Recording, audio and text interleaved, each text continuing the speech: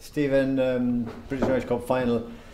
You played in the one, I think, 2 years. You were involved in the one 2 years ago in against Cornish Pirates. So, I mean, was there a sort of a feeling, this one to make up for that one?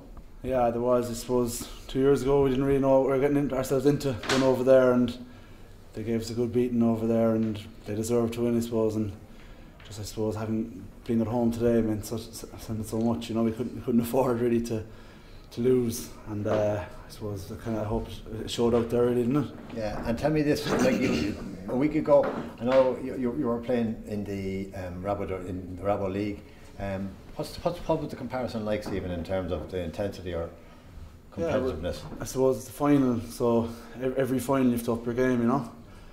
And it was a fairly high-paced game, and it was fairly intense up front, you know. So it was pretty on par with any league game, really. Would you have known much about these lads? Did you get a chance to see much of their videos? Yeah, we saw them in the semi-final against Cornish Pirates, and we saw another match, a few other matches in their old Welsh league against Clonettley, the club side, and they look pretty strong. You know, they're going well. I think they have a cup final next week as well, so they look good in the semi-final against Cornwall. So we learned a lot about them. They've big physical side, and they can play the ball as well, you know. So they came at you toward the hour mark. You had an 11-point lead or whatever, and they were down there parked on your line, and I think that may have been a decisive moment in the game. Yeah, it was. They were, I'd say it was about 20 minutes left, and they're coming at us, and I think they were down there for 5 minutes picking and driving, and there was a few mauls, and once we got out of there, we hacked down the field, and it was a real turning point in the game. It meant a lot, you know.